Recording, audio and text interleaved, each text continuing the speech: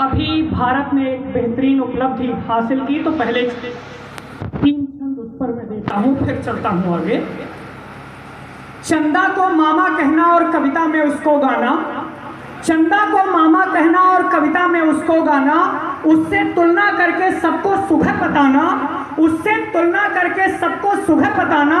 ये सब बातें बीत गई, ये सब बातें बीत गई, वक्त नया आया है, आज चांद के ऊपर देखो भारत का परचम छाया है।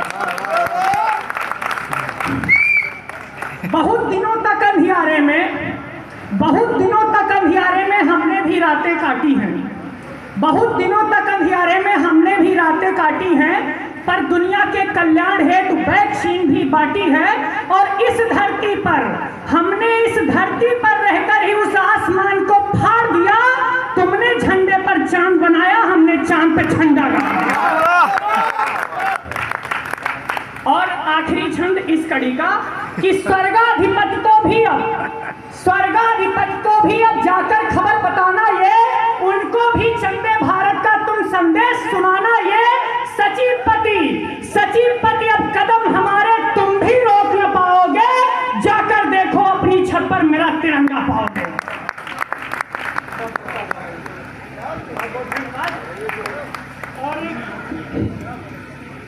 और एक मुक्तक, उसके बाद एक कविता। उसे चांद में भी नजर आती हैं 100 कमियां, उसे चांद में भी नजर आती हैं 100 कमियां, पर मेरे मुखड़े को वो बेदाग कहती है। और मैं कुछ बुझा बुझा सा रहता हूं आजकल, पर मेरी माँ मुझे घर का चिराग कहती है। और गांव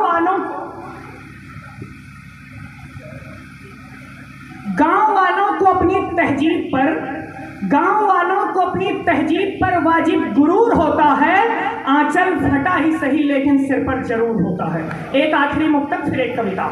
कि मैं राज धर्म आदर्शों का आयाम नहीं बन पाऊंगा, मैं राज धर्म आदर्शों का आयाम नहीं बन पाऊंगा, वचनबद्ध प्रारंभों का अंजाम नहीं बन पाऊंगा, कोटि कोटि सत्कर्मों का मैं धाम नहीं बन पाऊंगा, तुम सीता मत बनो प्रिय, मैं राम नहीं बन पाऊंगा।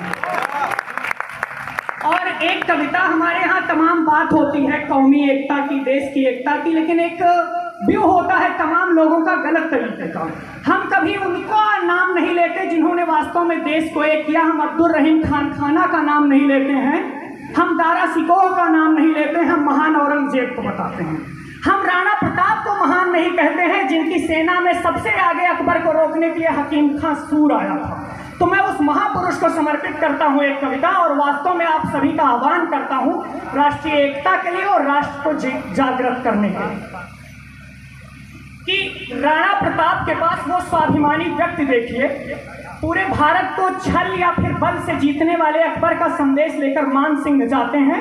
कहते हैं अकबर की अधीनता स्वीकार कर लो, तो कहता है कि कहीं भी जीते होंगे, राजपूतों को जीतना इतना आसान नहीं है, राजपूताना नहीं जीत सकते। राणा जवाब देते हैं पंक्तियां सुनेगा कि कह दिया प्रताप ने, कह दिया प्रताप ने, झुकना अब तक हमें नहीं आया, अकबर का संदेश हमें ये मान सिंह बिल्कुल ना भाया।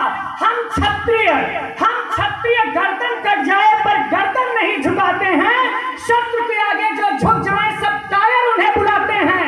हम झुके अगर तो संग्राम सिंह तक स्वर्ग में भी शर्मिंदा होंगे, अब मेवाड़ के घर घर में फिर बप्पा रावल जिंदा होंगे। और कहना अकबर से,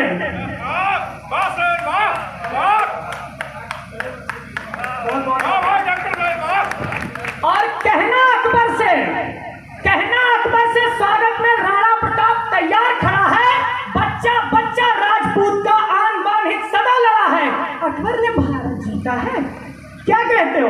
अरे अकबर ने भारत जीता है कूटनीति की चालों से, उसके प्रश्नों का उत्तर हम देंगे रण में फालों से। और हल्दी घाटी के युद्ध का वो दृश्य देखिए कि हल्दी घाटी के भीषण रण में, हल्दी घाटी के भीषण रण में राणा निर्बंध घूमते थे, जिधर भी चेतक मुड़ जाता लाशों के ढेर घूमते थे। मान सिंह बस एक बार में होश गंवाकर भागा, अंत युद्ध का निकट आ गया तब तंद्रा से जागा। को ललकार लगाता, सेना को ललकार लगाता बहलोल खान तब आया। पूरी दुनिया में बड़ी बड़ी लड़ाकू जातियां हुई, पर ऐसा वर्णन सिर्फ भारत में मिलता है कि किसी योद्धा ने तलवार चलाई हो और सामने का विपक्षी घोड़सवार घोड़े सहित दो टुकड़ों में बच गया। तब पंक्तियां कि सेना को ललकार लगाता, सेना को ललकार लगाता बहलोल खान तब आया, उसने राणा पर वार किया और पूरा जोर लगाया। एक बार में तो कर दिया उसे। जब राणा को रोष हुआ, हल्दी घाटी में जोरों से जय जगदम्बा उद्घोष हुआ। और इतिहासों की तुच्छ किताबें अकबर को श्रेष्ठ बताती हो। आप निर्णय करो, वो व्यक्ति जो धर्म के आधार पर कर वसूल करता हो, जो युद्ध में जीतने के बाद स्त्रियों को अपने हरम में रखता हो, वो महान है, या वो महान है जो किसी दूसरे धर्म की स्त्री को भी माता की तरह सम्मान दे और वापस भेजे अपना नायक अच्छा कि इतिहासों की तुच्छ किताबें अकबर को श्रेष्ठ बताती हो। गौरव गाथा छोड़ सिंह की सब गीदड़ के गुण गाती हो, पर राणा जैसी सब कहते हैं और किसी में बात नहीं, उस क्षत्रिय को झुका सके मुगलों की औकात नहीं। और मुंड काटते रहे शत्रु